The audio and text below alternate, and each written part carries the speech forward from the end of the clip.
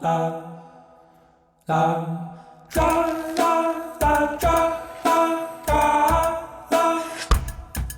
let's start this off by gauging Ben Moore and Mike Huber's hype for Battleborn. None. Woo! Ben Moore. Is there a chill in here? Is it just me? No. Overwatch is coming. Overwatch and Battleborn are similar.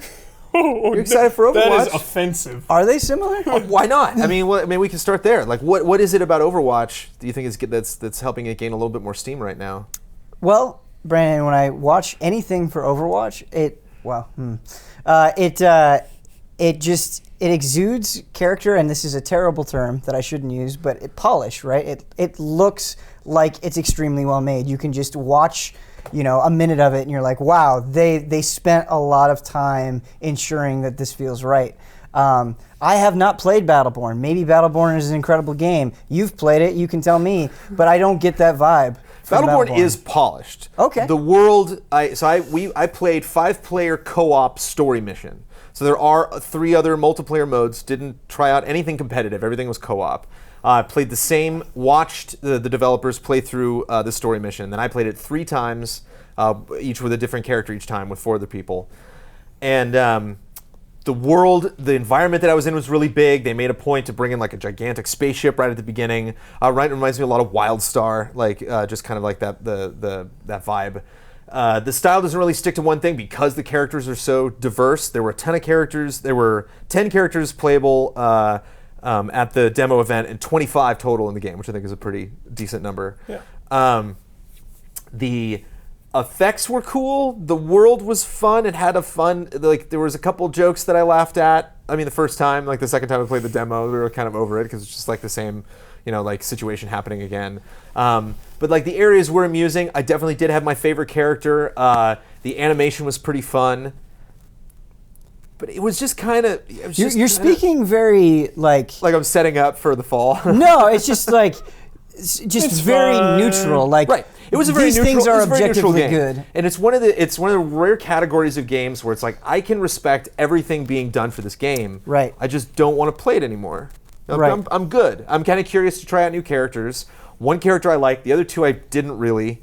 And it's just a gaming experience that's just kind of there. Like, especially because we were playing the same demo 3 times. So by the time we, fought this boss encounter for the 3rd time, it's like I know where everything's going to spawn now.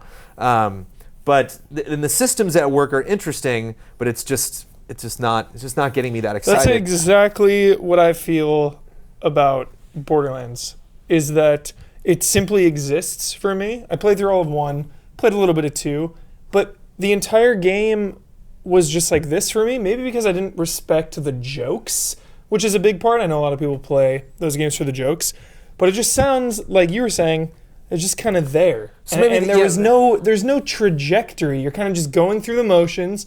You're getting your guns. You're fighting higher level things. So maybe like Game getting to know characters a little bit more, boy. and their nuance and like what characters are good for certain modes, and maybe like alternating between different modes. Maybe that shakes things up a little bit.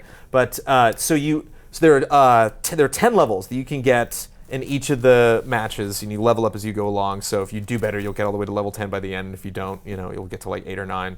And then as you get a new level, there's a choice that you can go back and forth and pick. One classic example of a cool choice that I liked for a character was the Montana, the guy with the tiny head, the giant Gatling gun. He has a thing where if his gun overheats, you can have it just take out health instead. Mm-hmm. So like I made sure to like get health regen right before we fought this one boss, and then literally just constantly fired until the boss was dead, just like stayed up in the corner away from everybody and just like, barreled down on this thing. And then there's also credits that you can get that everyone can kind of like scramble for. So I don't know if I was seeing the coins that anyone else was seeing, but like whenever, a character would die, I'd always like run in and try to grab a bunch of coins. And then you can use that to level up maybe like characters that you're playing with, or if there's like a spot where a turret can be placed, you can like buy a turret. There was one point where we were escorting a giant robot through this one area, and as he went through, he had different abilities that were, costed different things. So like for 500 points, you could put a turret on him that would automatically take out guys trying to attack him. So again, it's like, oh, that's an interesting system, but it just, was just kind of there. It was just neutral. I think this is a really great word. I'm going to keep going back to it. I feel like the way you're describing Battleborn is sort of the exact same experience that I had with the story Supernova. mission specifically. So all I played was a story mission. This was 5-player co-op, me and 4 other people, all trying to do a specific objective. Whereas multiplayer could be a whole new can of worms. I don't know. But it's just like the way that you're describing it. You say like these things are conceptually interesting, but they don't really make me excited to play the game. That is like kind of like everything you're saying, I'm still not finding a hook. I'm not finding the thing that gets me excited about Battleborn. So the thing that they, I'm imagining they hope will get you excited are the characters. So like you want to go through, that's why you play, you wouldn't play League of Legends if you didn't like, any of the characters. You definitely, it's exciting to play new ones. It's exciting to try new things and see if that shakes things up. The character that I loved more than any other, which I was really surprised because it was melee and I'm usually the ranged guy in shooters, was the guy with the red blades who's in like the very first trailer that came out. Yeah. And he just seemed like all of his upgrades were great. Like there was just like, yes, I want to do that. I played as like a stealthish character for the 3rd round, and just all the options I didn't like. They were like reintroducing new things, and granted, a lot of them were like, you get a bonus to Twilight Strike. And it's like, I couldn't tell you what Twilight Strike is to save my life because I'm just jumping in for this 20 minutes to do this. He had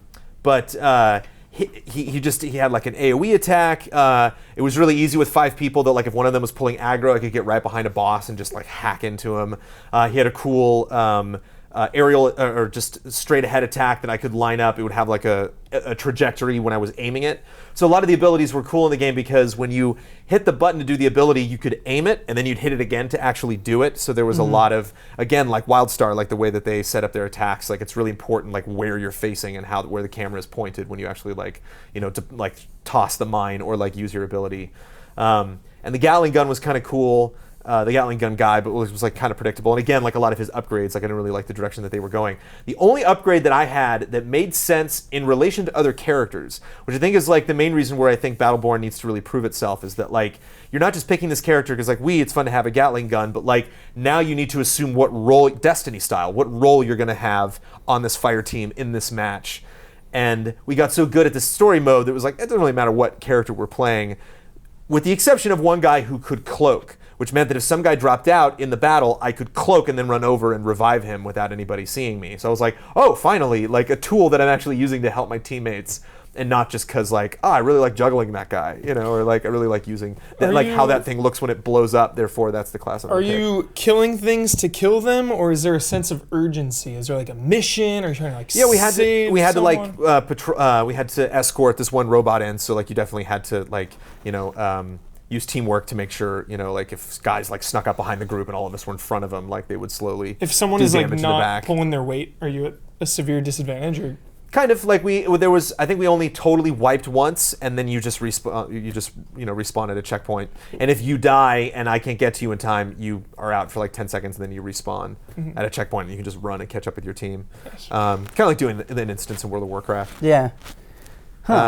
But yeah, it's just kind of like, I really, it makes me feel terrible because it doesn't seem like there's really a misstep anywhere. Like the animation is incredible. Like the one thing that I really liked about the animation was fun is that if there are things like, say your robe, like one character had a big long robe, and so when he jumped, the robe would come up as he was falling, like actually in first person, and not in like a glitchy like getting in the way thing, but it's like you're really actually, like you're seeing all of the ways your character animates. Like if their hands do a funny thing when they run, like you'll see it when you're actually running.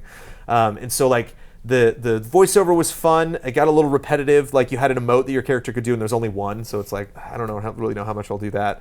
And so all the boxes are checked, and it's clearly like it's clearly the next thing that they're doing. It's not like, oh, this is just another thing that we can put on our belt, but like this is a huge project for us. We've been developing this for a long time, and maybe when we explore other modes, but it's just a very quiet appointment. It's just kind of like the vibe when we were there was just everyone was just like, okay, we did that.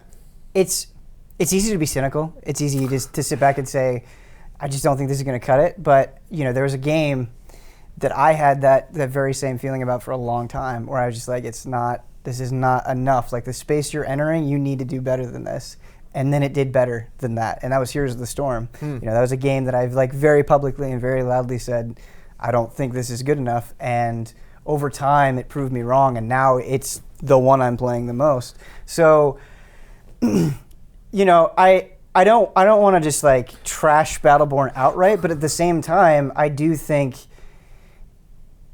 just from what you're saying, like.